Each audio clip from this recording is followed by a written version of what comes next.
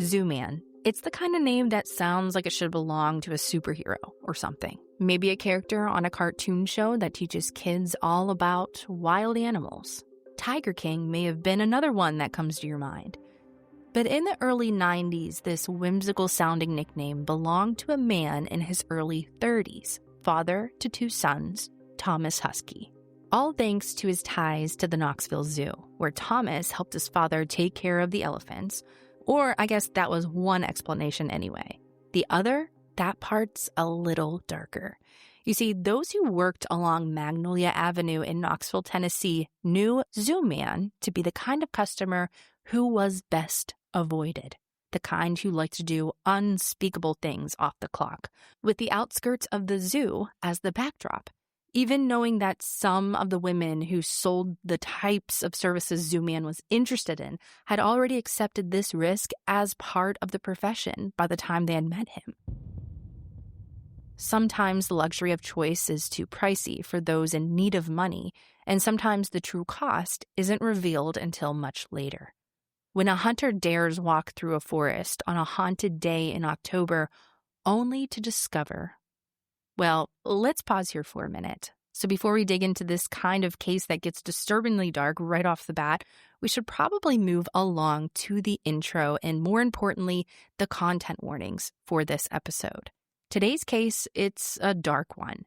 Hey, Crime Salad listeners, I'm Ashley, your sole host this week as Ricky switched roles for the week, building a shed for his parents. Today, we will be going over an older case, one that dates back to February of 1992, when officers first became aware that something wasn't quite right with Thomas Huskey, also known as Zoo Man. Unfortunately, catching Thomas preying on what officers believed to be one of his victims wasn't enough to get this dangerous man off the streets for long, giving us a glimpse at what happens when you give a predator a second chance.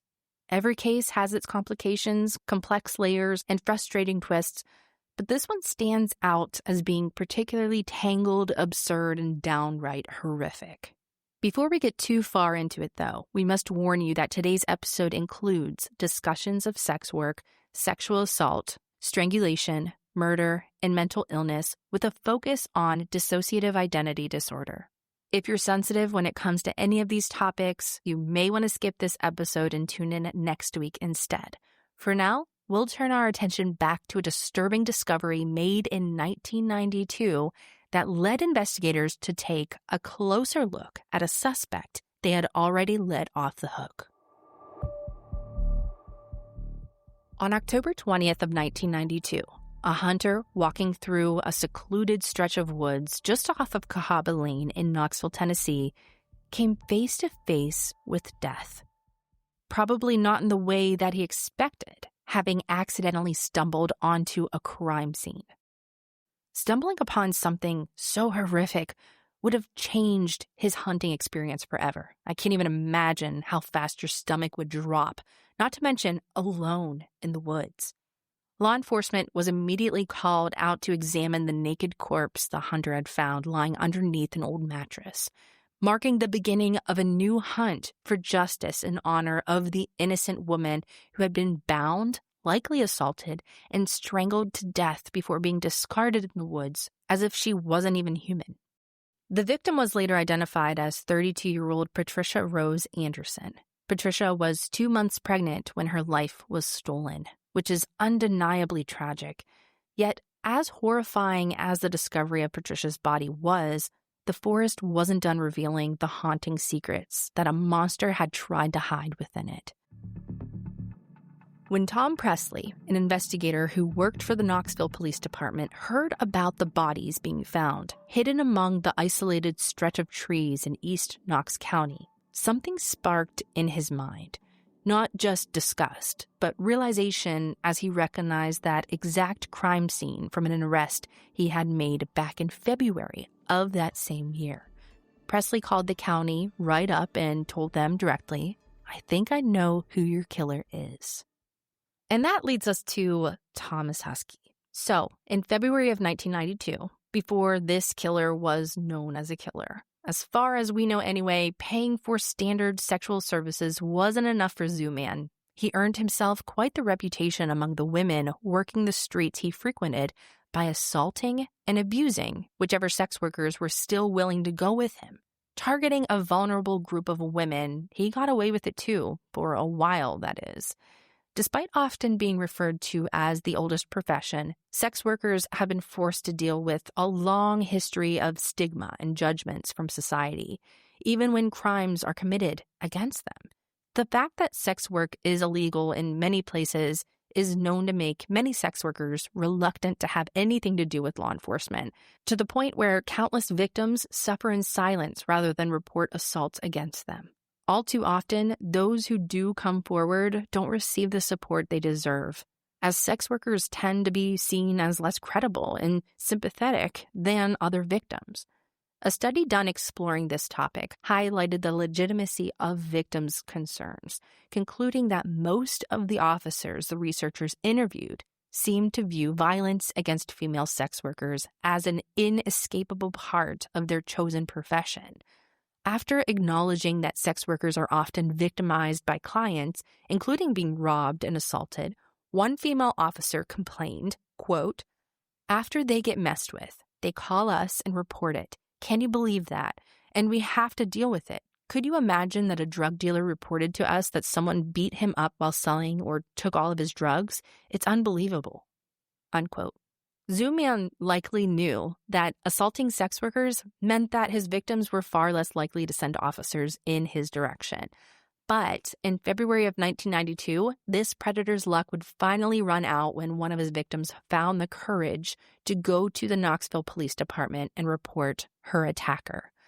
Tom Presley was the detective who took the victim's report that day.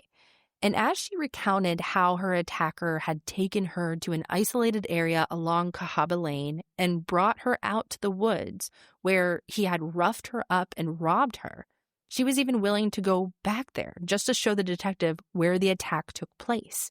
Presley would later recall reaching a dead end on this quest, where they would find Thomas Huskey's car along with some of the victim's things. The victim led Detective Presley into the woods straight to the scene of the crime. That's when things took an even darker turn. And this is almost too crazy to believe, but right there at the same place where he had assaulted his last victim, Thomas had already had another victim naked and on her knees. And this is all within the same day, which can be seen as such a chilling sign that Thomas was the type of predator that wouldn't stop victimizing vulnerable women. Not unless he was locked up physically and capable of getting his hands on them. To his credit, Detective Presley did try to make that happen. He arrested the predator on the spot, and the investigation into Thomas Huskey picked up as law enforcement began to build a case against him. They talked with other women Thomas had victimized, with both the first victim and the girl found in the forest, accusing Thomas of assaulting them, tying them up, then raping and robbing them. But talking to the police was one thing. Testifying, which was needed to secure a conviction, was something none of Thomas's victims were willing to do. Without the victims' testimonies and cooperation, the detectives didn't have enough evidence to follow through with the charges brought against Thomas. He was released, sent back onto the streets to terrorize more women. In an interview addressing the topic of sex workers falling prey to violent predators, forensic psychiatrist Dr. Sanjay explained, quote, "I believe the reason that sex workers are targeted is a lot of people wouldn't be alarmed if they're missing. Also, they're thought of as being vulnerable. The police don't have infinite resources, so they would not focus on if they found out a sex worker is missing. It's not going to be the top of their to-do list." Unquote. It makes me wonder if that's the kind of mindset Thomas had after getting away with assaulting who knows how many sex workers. I mean, a detective did catch him in the act, but he still got away with it. And I wonder if that got to his head, boosted his ego a bit. Given what Thomas is accused of doing after the charges were dropped, I'm guessing the close call must have had some impact on him. Maybe instead of fueling his ego, it heightened his fear of getting caught. Whatever went on in that brain of his, even the threat of time in prison wasn't enough to stop him from attacking women. He did change his approach, though. Instead of the arrest motivating him to stop breaking the law and harming women, Thomas seems to have concluded that the answer to avoiding being arrested again was to make sure that his future victims couldn't tell a single soul about their time with him. Patricia Rose Anderson, Patricia Ann Johnson, Darlene Smith, Suzanne East Stone. The remains of these 4 women were found discarded in that eerie, isolated stretch of land just off of Cahaba Lane. That call from Detective Presley ensured that the man suspected of murdering them was tracked down not long after the women's naked bodies were discovered. Thomas Huskey was detained and interrogated by David Davenport, a Tennessee Bureau of Investigation agent. Based on what Davenport had shared since then, it sounds like there wasn't anything to do notable about his initial interview with Thomas. But the second conversation, after Thomas had a little time to settle into his new jail cell, that's when things would start to get interesting. At the start of that second interview, Davenport described Thomas as being pretty much the same as he was during that first interrogation. That is until Davenport got up and left the room partway through and was greeted by a distinctively different version of Thomas when he returned. Thomas would say, "Give me a cigarette and I'll tell you everything you want to know." Thomas told him, adding, "I'm Kyle. I hate Tommy." This more demanding, harsher persona was the investigator's introduction to the disorder that Thomas would go on to use as a defense against looming murder charges. Though before all of that, Thomas, or I guess Kyle it was, had something to get off his chest. Sticking to his Kyle persona, Thomas Huskey confessed to raping, torturing, and killing the victims. He claimed that he only carried out these brutal acts to hurt Thomas, the same man who was being accused of murdering Patricia Anderson, Patricia Johnson, Darlene Smith, and Suzanne Stone. Davenport wasn't buying it. Even as Thomas's other personalities emerged, the investigator was convinced it was all an act, a desperate attempt to dodge responsibility for the agony that Thomas had inflicted upon his victims and their loved ones. By then, investigators had already carried out a search of Thomas's parents' mobile home, and they found even more incriminating evidence. By simply standing in the doorway of Thomas's room, a detective was able to recognize the orange hay baling rope that had been left right there on Thomas's bedroom floor as the same type of rope that was used to bind the victims. Once they got to searching, detectives found women's jewelry in Thomas's room that they believed belonged to the victims, intertwined with a strand of blonde hair. They also found a knife in the bathroom. And let me tell you, this was all just sitting out in the open. It's not exactly subtle. It sounds like one of those cases where a guilty verdict must be inevitable, right? There was that whole multiple personality disorder thing Thomas was propping up as his defense, but it couldn't really be enough to wreck the whole case against him, could it? You would think, with evidence lying out in the open, it would be enough. However, we've seen plenty of cases where even that isn't a sure thing. So let's take a look at dissociative identity disorder, formerly known as multiple personality disorder. It has a long controversial history as a hotly debated disorder. And because of this, the disorder, it wasn't even included in the DSM, Diagnostic and Statistical Manual of Mental Disorders, until 1980, almost 30 years after the first edition of the DSM was published. And so, in the decades since its inclusion into the DSM, successful efforts have been made to understand dissociative identity disorder, or DID, better and clear up some of the many misconceptions about the disorder. Given the increasing reach of social media, the debate has arguably become increasingly widespread as more people create content around sharing their experiences with dissociative identity disorder. Audiences have reacted to this in a variety of different ways, ranging from encouraging and supportive to accusing creators of making it all up for attention. Meanwhile, the majority of medical professionals now agree that DID is a valid disorder most often seen developing during early childhood. This protective mechanism can be triggered as children try to psychologically distance themselves from ongoing trauma by compartmentalizing painful experiences and displacing them onto other aspects of themselves, resulting in at least 2 or more distinct personalities. And it's believed that about 1% of the general population has DID, which makes it about as common as schizophrenia. Challenges stemming from symptoms such as gaps in memory, feeling detached, confusion, and the overall stress of living with this disorder can lead to, or at least worsen, additional mental health issues such as anxiety, depression, and mood swings. So, of course, it's important to show compassion to people with DID, despite the stigma that clings to the diagnosis. That being said, people pretending to have DID isn't anything new.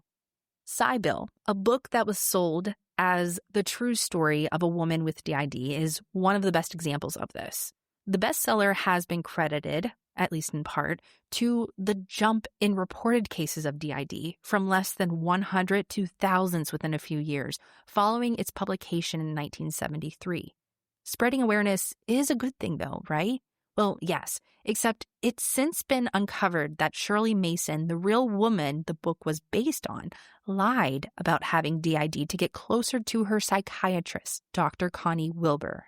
Meanwhile, Dr. Wilbur has been accused of doing incredibly shady things while pursuing her fascination with DID, including injecting Shirley with sodium pentothal, which would make her more suggestible, and dismissing Shirley's attempts to confess the truth. Similar to today's case, Kenneth Bianchi is an example of another criminal who claimed to have DID after being accused of raping and murdering 10 victims between October 1977 and February 1978 with his cousin. This defense didn't work for Kenneth, who was deemed to be lying and ultimately pled guilty, turning on his cousin to avoid the death penalty.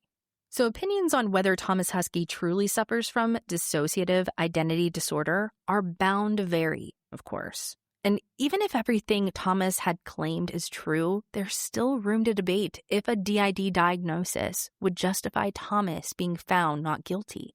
After all, people with DID aren't known to be more violent than those without the disorder.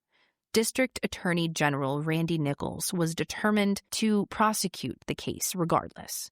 The murder charges against Thomas Huskey weren't going to be dropped without a real fight for justice. But first, there were other matters to be taken care of. Instead of heading straight into the murder trial, the DA declared to circle back to the assault allegations that were brought against Thomas before he allegedly escalated to murder.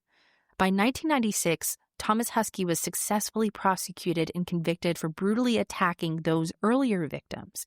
He was found guilty of several charges, including multiple counts of aggravated rape, aggravated robbery, and kidnapping, earning him a prison sentence of 66 years, set to end in November of 2056, when Thomas is 96 years old, unless he's granted for parole before then.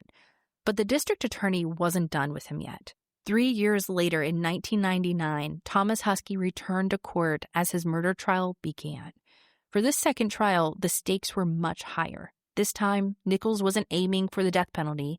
Meanwhile, Thomas's defense attorneys, Gregory Isaacs and Herbert Moncler, insisted that Thomas should be found not guilty by reason of insanity. Thomas wasn't claiming that he hadn't strangled Patricia Rose, Patricia Ann, Darlene, and Susan. Rather, the defense argued that Thomas's alter, Kyle, was to blame, the product of a disorder that Thomas had developed after suffering through childhood trauma.